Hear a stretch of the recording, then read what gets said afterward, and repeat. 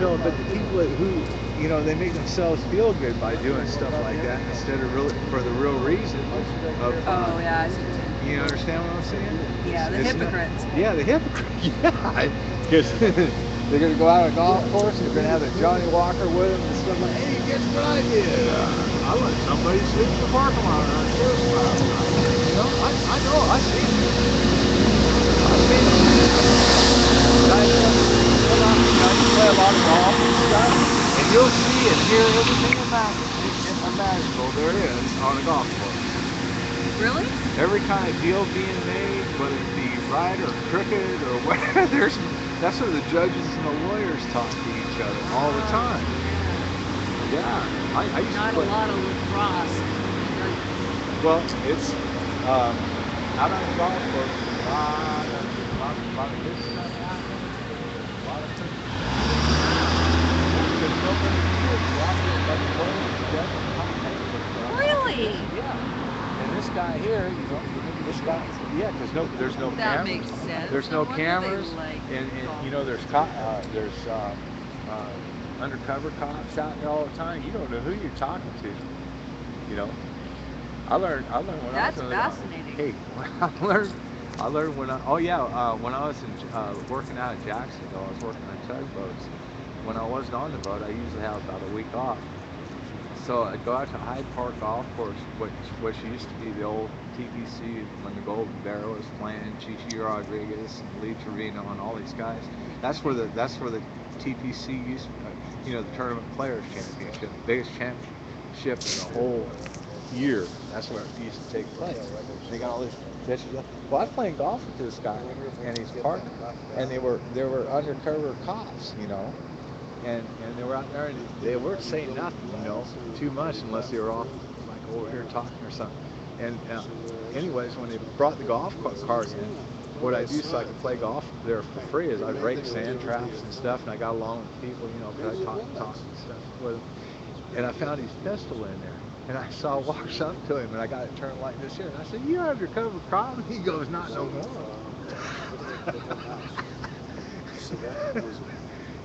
You know, yeah, You his found it pistol. in the sand trap? No, I found it in the golf cart. I Oh, found it in the golf cart. He had it pulled out so you could, you know, so you could hit the ball. You know, he had it wow. sitting in. There's a place where you put your golf balls and all that.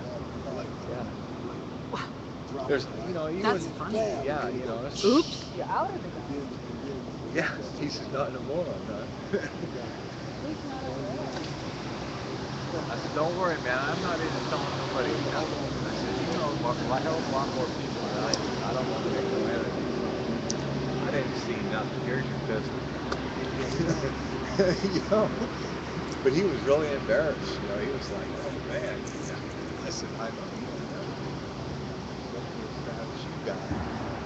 I learned all that stuff in special forces, man. There was, you know, we had senators and dignitaries from other countries that we had to protect and all this kind of stuff when they come to the United States. When they had to have and send off to some foreign country, uh, you know, somebody be beating up these guys, so we'd go over there and we'd mess with them, get rid of all them guys, so they wouldn't beat them up no more. As soon as we leave, another set of them come in there and beat them up some more. You know, so it, what I'm trying to, it's all a waste of time and money that it should be spending right here.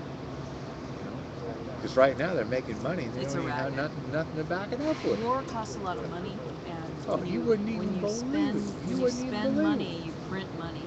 When they print money, it basically is They're like printing money now, and it's giving not us. worth the couple dollars I got in my pocket. It Yeah, ain't worth nothing. you've already earned it, and then they've taken it afterwards. Yeah, it's Like not they take a worth bite out anything. of it after you've It's not already worth earned it. anything. Yep, See? and that's why they print more money. That's why we go to war, so they can keep doing that. I don't. Well, actually, It's like it's a big stock game that they're playing with us with war. yeah. It's horrible, especially talking to somebody who served. I can tell you, and anybody that's served in combat or anything like that, they'll tell you straight up front. Unless somebody comes here and threatens us or is on their way here, then we can swat them. Tell them, go on, get out of here, or we're gonna wipe you out. You know, But to go over there and try to teach these guys how to police their own countries and all this kind of stuff, I tell you what's going to happen. It's going to be just like Vietnam. When they got the last of the Americans out of there, last of the troops out of Vietnam, they went in Saigon and they killed everybody that helped the Americans there. Everybody. They killed them all. You know, and they had special police and they had a special army there and all that kind of stuff. They killed every one of them. So that's what's going to happen. We're going to leave the Middle East. And they're going to kill everyone that helped the United States. I guarantee it. And you won't hear nothing. We won't hear it on.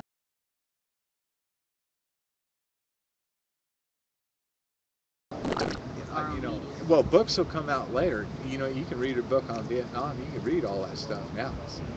But nobody will care. Yeah. You can go live in Vietnam right now. You can live high off the hog for like $500 a month. You know, I mean, you can have a condominium there in Vietnam and have a maid and everything else for $500 a month. In Costa Rica, I can go there and live for $600 a month, just like, you know, and it's actually safer for me. Yeah. You know, so. Well, I used to be all upset with Costa Rica because of the class system, the divide, but I mean, my God, what do we have here? Yeah, look what's going on here. They're trying to phase out the middle class completely. And see, the middle class is the backbone of the whole country. They're the ones that make things work. Those are the people who make things work. And supposedly, the white-collar people are supposed to be smart enough to keep things moving with the money that the blue-collar people make. You know, to make the business, to keep that going, so everybody's got a job. You know. But you see, I'm telling Lightning, wherever he went. Where did he go? You know, there's about the only thing that's in Portland now is Nike. You know? Nike. Yeah, but there used to be business, steel mills, all kinds of stuff, all going all the time. Nike, little child labor factory. Yeah, and I got New Balance on it because they're American made. That's the only American-made tennis shoes. Good for you. And they're self-employed also. I mean, the people who make the tennis shoes own the company. Employee owned. Yeah, like Oregon Steel. That's fabulous. Now I can finally get a tennis shoe, right? That's fabulous. Yeah, but Nike, I have never been a fan of Nike. I'm not a fan of Sears either, because what Sears does is you can work for Sears for 10 years. Or better, have a perfect record, go to work every day, and you don't become a what do they call them, a full-time employee until they say that they want you to. So therefore, you don't have no benefits, no insurance, no nothing. And that's I won't buy a Craftsman wrench. I won't buy nothing from Sears. Let's see if the people are talking.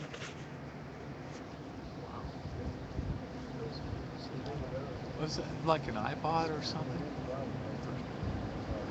See, I'm dumb when it comes to that stuff. I don't even have a phone, man. Well, sometimes it doubles. Oh, I got you.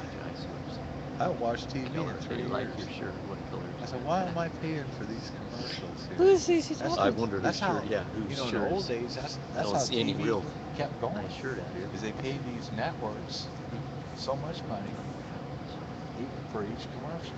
Okay. And now we're paying for it. Sleepless nights and Bush slept like It don't make the no big sense. old dumb baby. Yeah, I just watched a lot of videos online. Oh my What God! do you- what- This is hilarious. what do you- I'm sorry, we're going back over what the live stream people have been Ustream people. Yeah. I think the difference between Obama and Bush is that Obama at least feels bad about being a fascist tool. Oh, Well, you guys kind of know who really runs the country, don't you? It's the very elite rich, and it's like hell, I can't even think now. But there's 6 of them. There's 6 very elite rich people. Okay, and I'm pretty much sure that they tell the clowns in Congress what to do. The Rothschilds is one of them. Okay, I'm starting to think here, and then it's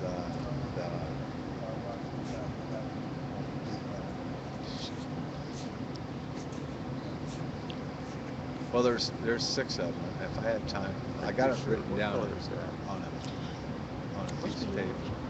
And there's like 6 It different. might be your shirt because we're trying to figure out Whose shirt? what he was talking about.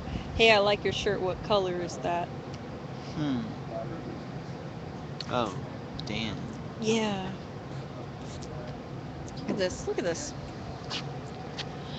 This is people talking to us right now. Mhm. Sure, you can't be on camera. Oh, They've been listening to you. they've been listening? Well, that's okay, but I really don't want to be on camera. Okay. I mean, I'm not a criminal or anything. I just don't. No, it's fine. In fact, only your voice. It's fine. yeah, but I don't mind hearing my voice and my thoughts. Right. Yeah. You're not on by your picture. Right? Yeah. Well, I can't see what. It says sleeping on the streets is a valid form of First Amendment protest against a system that forces people into situations that result in homelessness. It's not camping. Right. Okay. Right. It's not That's camping. why we're Nobody in upset our- that they tried to use the camping law on our protest. We are sleeping as a demonstration of a right to survive, and we've claimed the ability to use blankets.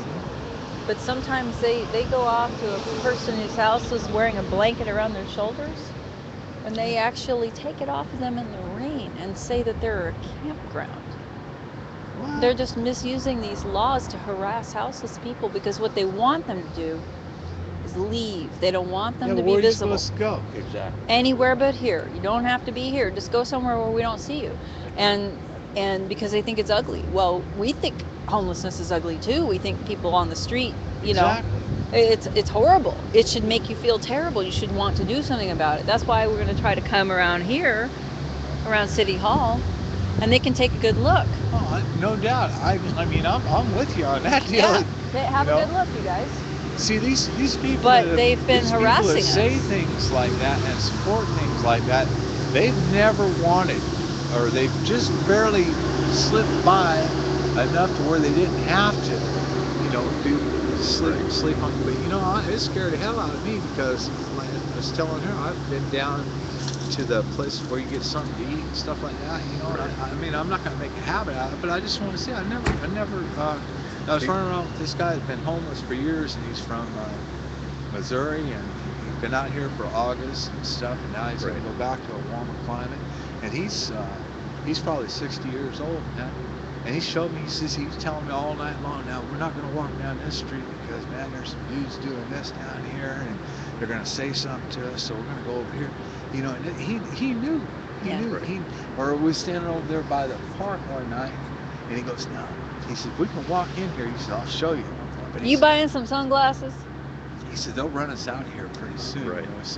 It's just dead calm. No wind or anything, so it's nice, Do you have any positive ideas for changing the situation that you see as far as people sleeping on the streets? Do you have any ideas that you've been around the world Yeah, well- extensively, and what do you see in other places? Well, you see the What's your same opinion? thing. Only in greater. You don't see the people being taken care of. Hey, I mean, David. they're not being taken care of hardly at all. Right. But I mean, as far as the food goes and stuff like that, and it's not that much, and it's not that good. Right. But man, you gotta go to Colorado and Denver and places like that, man. The police there will beat you up, man. Right. You go to Chicago, Do they they might have- even shoot you. Are you familiar with other areas that have like tent cities, or where they have a lot of people allowed to camp in certain areas in other states? Have you seen that? And they I don't- have somewhat, but I've never went off walking through the city like I did Sure. here for the last couple of weeks, man. Because I was just kind of hanging out and didn't have nothing else to do because I had all these operations and stuff Sure. like that. And, I never knew. But when I saw, I've been down on Burnside down there, and all the guy was showing me, he says, now this in the tents there, he told me, he says, now you can go in there and sleep anytime you want to, in the daytime, in the evening, but you Right. got to have a blanket or a sleeping bag with you. Or Right. wait a minute, no, they'll give you a sleeping bag Right. or a blanket. But he said that's the best place right now to go to. Sure. Just a lot of those in places his are filled opinion, up. I don't Yeah. know. That was his opinion. Right. See, That was the best place. But if you don't have a blanket or a sleeping bag and they get filled up, and maybe they got one spot and they don't have no more blankets, they won't let you in. Exactly. You know. Right.